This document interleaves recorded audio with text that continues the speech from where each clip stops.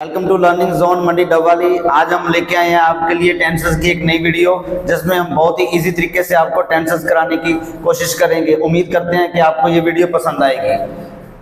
सबसे पहले present simple tenses में हमारे जो हेल्पिंग वर्ब होते हैं उसमें डू एंड डज होते हैं, और प्रेजेंट कॉन्टिन्यूज में इज एंड आर जो होते हैं वो हमारे हेल्पिंग वर्ब्स होते हैं। हैज और हैव हमारे प्रेजेंट परफेक्ट में हेल्पिंग वर्ब होते हैं। सबसे पहले प्रेजेंट सिंपल टेंसेस में एफर्मेटिव जो टेंसेस होते हैं उसमें सबसे पहले हम सब्जेक्ट का यूज करेंगे। सब्जेक्ट के बाद हमारी जो वर्ब होगी, जो मेन वर्ब होगी, उसकी हम फर्स्ट फॉर्म का यूज करते हैं ऑलवेज। उसके साथ एस और एस प्लस ऑब्जेक्ट। लेकिन कुछ ऐसे वर्ड्स होते हैं जिसके द्वारा हमें यह जानकारी मिलती है कि हमारा जो सेंटेंस है वो प्रेजेंट सिंपल से रिलेटेड है। जैसे कि कुछ ऐसे वर्ड्स हैं जैसे usually, regularly, generally, sometimes, habit, universal truth, always, often, never, seldom, idioms यानी कि मुहावरे। एवरी के साथ यानी every day, every week, every minute, ऐसी कोई रूटीन की बात होती है वो भी प्रेजेंट सिंपल में होती है। कोई शेड्यूल की बात होती है वो भी प्रेजेंट सिंपल में होती है। लेकिन हम एस और एस का यूज प्रेजेंट सिंपल टेंसेस में तभी करते हैं जब हमारा सब्जेक्ट जो होता है वो थर्ड पर्सन सिंगुलर होता है। थर्ड पर्सन सिंगुलर का मतलब यानी कि हमारा सब्जेक्ट अगर ही, शी, इट या फिर कोई भी नाम, किसी ऑब्जेक्ट का नाम, किसी पर्सन का नाम अगर सिंगुलर होता है देन हम अपने सब्जेक्ट के साथ एस और एस का यूज करते हैं इन प्रेजेंट सिंपल टेंसेस में।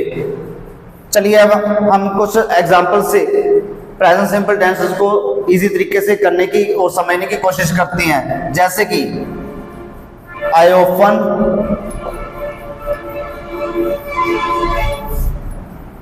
वर्ब है हमारी forget,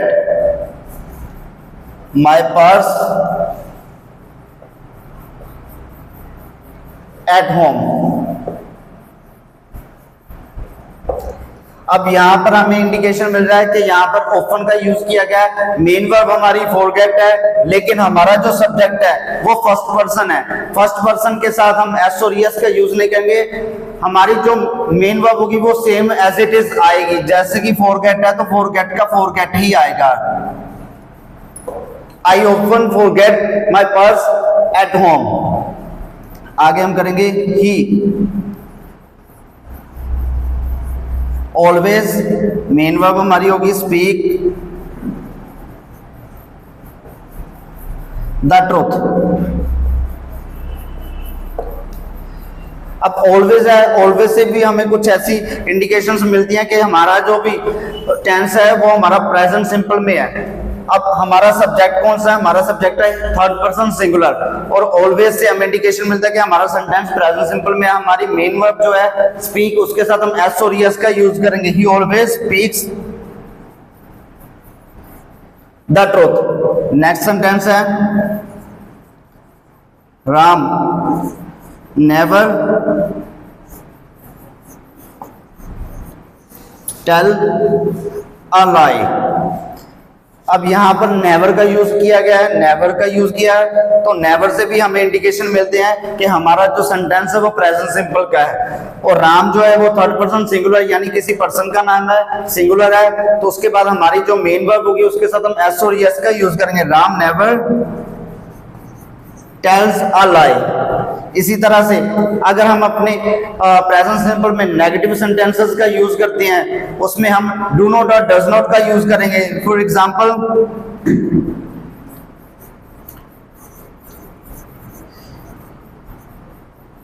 he doesn't come here regularly. यहां पर हमने डजंट का यूज इसलिए किया है क्योंकि हमारा जो सब्जेक्ट है वो थर्ड पर्सन सिंगुलर है। थर्ड पर्सन सिंगुलर अगर हमारा सब्जेक्ट होता है प्रेजेंट सिंपल में, तब नेगेटिव सेंटेंस में हम डू नॉट नहीं यूज करेंगे, हम डज नॉट का यूज करेंगे। अगर हमारा subject first person, second person या कोई प्लूरल सेंटेंस होता है और प्लूरल सब्जेक्ट होता है तो हम डज नॉट के बजाय हम डू नॉट का यूज करेंगे हमारे प्रेजेंट सिंपल के नेगेटिव सेंटेंसेस में। जैसे कि they do not